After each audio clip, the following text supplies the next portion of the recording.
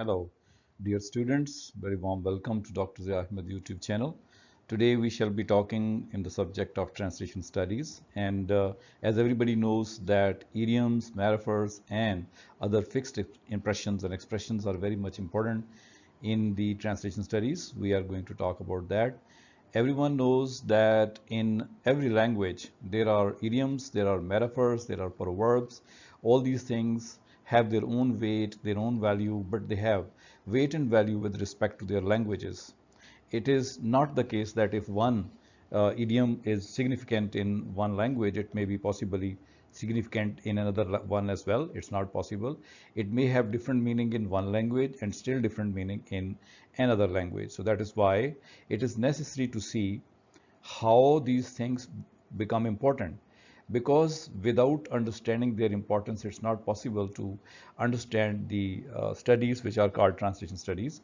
So we shall be entering into this study where we shall understand what is this thing which we call as the importance or significance of idioms, metaphors, and fixed expressions at that time when we go to translate one subject into another language. So where and what type of role they play, that we need to see. Let's enter into it. So first of all, we have to define and see what these idioms and metaphors are so that we can proceed better. First of all, we are going to talk about idioms. So idioms are the things which possibly are the phrases with figurative meanings, not literal or but idiomatic. So these are the words or the phrases which can be used as figuratives but do not have any literal meaning. They have their meaning which are based on what we call as the idiomatic. So because of this, it becomes necessary to understand what is their role. For example, if we say spill the beans, literal meaning say that something bean-like or grain-like which is here present and is packed, all of a sudden it is split up, it is fallen on the ground, and it gives a different meaning. But it actually gives the meaning of something which was secret that has been let out, or one can say as the cat out of the bag. Same is the case with the metaphors. The metaphors are the type of comparisons, as are the similes, but they imply symbolic meaning. For example, time is money. Time is money. Time cannot be money, but we use it metaphorically by saying that time is so much important that it is relevant to the money. Same is the case with the fixed impressions. These fixed impressions have their own value. For example, these are the set phrases with standard meanings. I mean, the language or language users have accepted that here lies the type of meaning which the fixed impression can give. For example, when we say as a matter of fact, it literally means that it's related to the facts, but actually it means really or actually or something which is fixed or important. In this way, we can say that these things, the idioms, the phrases, the metaphors, the fixed expressions have their meaning in the cultural context, and we can have a better type of understanding of the word or the language when we do so. Now, seeing in this regard how or what type of role they will play in the translation. For example, when one language is translated into another, what is the role of these things? After having understood what these are, I mean, what is idiom, what is metaphor, what are fixed expressions, let us see how these play their significant role when one language or the material of one language is translated into another language. It is a very significant and bitter fact also that we cannot have 100% equivalence of one idiom into another language, or that of the fixed expressions of one language into another. And even if we try to do so, the meaning becomes different. So that is why it's a very big challenge to see how the things can work when they have different meaning in different words. For example, non-literal meanings can vary across languages. The idiomatic meaning are fixed with reference to the text or with reference to the context. So that is why the cultural way proves that one non-literal meaning, which is idiomatic meaning, will be very different from the other, because there are the deep cultural ties of these words, idioms, and or the fixed expressions or the metaphors have the cultural context, and that is why it's not possible to have same. When we do so, when we try to translate them, there's a risk of losing the meaning and the humor for which they have been used. For example, English idiom break a leg versus literal translation confusion. When we say break a leg, it means that somebody, if we just look at our own context, it would say to break was somebody's leg.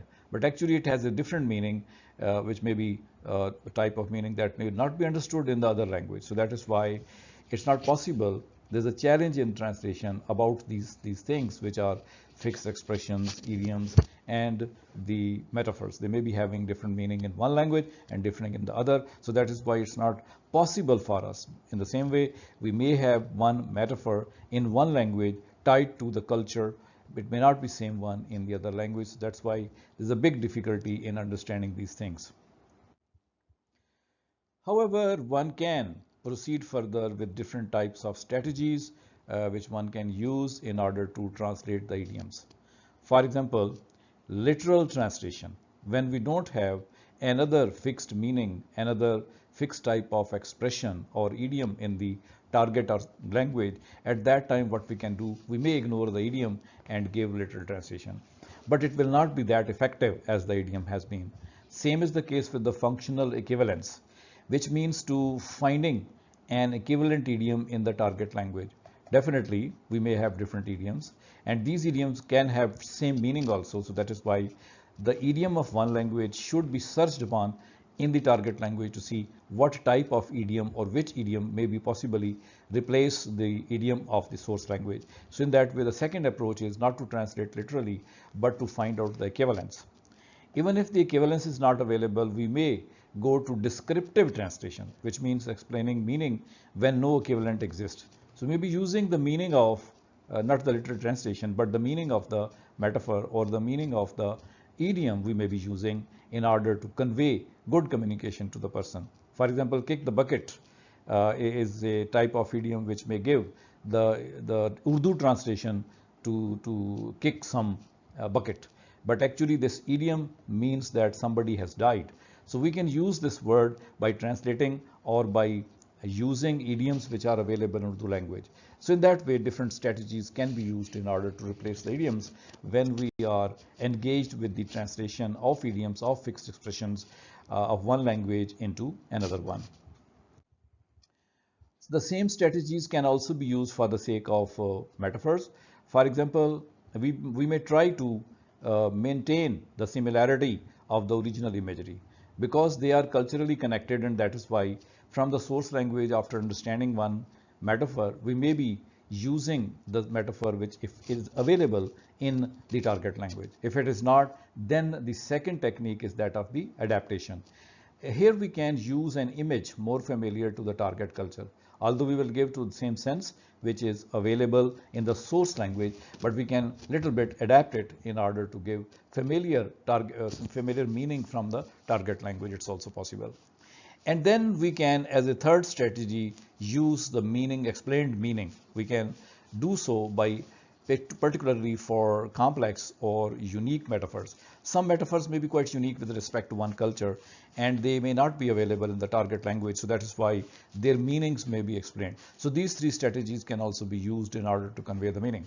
For example, if we have a metaphor, a heart of stone, that is a meaning, giving meaning in Urdu, pathar dil or pathar ka dil.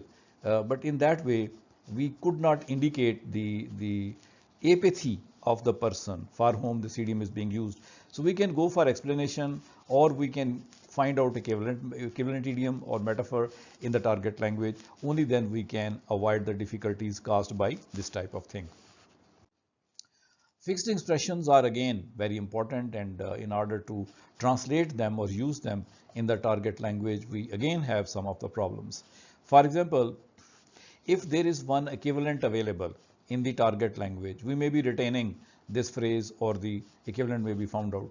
But if it is not, then the fixed expression may be rephrased, simplified for clarity in the target language.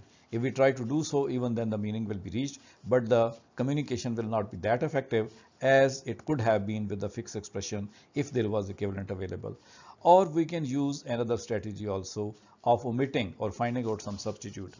If culturally irrelevant or untranslatable fixed expressions are there, then they can be either omitted or substituted. For example, as cool as cucumber, that somebody is as cool as cucumber. Cucumbers can be possibly cool, but this is being used for the sake of a person. So we need to find some a fixed expression which may tell us that the person is very cool or very good type of person. If we can find out, otherwise we can skip or we can omit or we can rephrase or retranslate it also. So that is the way how these three things can be used in translation, even when they are not available in the same sense in the target language as they are available in the source language. So that is the way how these three things can be used. Now, in all these things, when we are translating, culture would become something very important. For example, the idioms or the metaphors or even the fixed expressions, they come from or they make their meaning from the cultural context. In one culture, they have one type of meaning. The possibility is that they may be having a different meaning. For example, some are the idioms which are tied to the history of a country or the tradition of a country or the humorous attitude of a country. They may not be having the similar type of thing in the target language. So that is why culture also plays a very significant role. The example is English elephant in the room, which says that there is something big in that small room. It means that it is something to be unable, there is an inability of hiding that thing. So that is why such a thing has been used here, which may not be that feasibly available in the target language. So in this way, culture becomes really important with which these meanings are associated. Some of the mistakes while we are translating are possible. The writer should avoid these things. For example, sometimes we try to translate these idioms or metaphors literally. At that time, the misrepresentation or misinterpretation may occur, and the writer needs to avoid that thing by by truly looking into the idiom and metaphor to find out the true meaning and then adopting it. And sometimes we engage in adaptation, but the adaptation should not be an over adaptation, because if it is over, then definitely we will lose the essence of the original. And in the same way, we should keep in mind what are the target audience also who will be reading this type of language, which is translated one. We need to keep in mind what is the purpose of the translation, what is the context of the translation. In that way, we will be trying to do so. That can make us save ourselves from different mistakes of translation. We can use some of the applications in order to translate from one language to the other when there is a problem. For example, literary translation, media and international diplomacy. This can be used as and when wanted. This can be practiced also.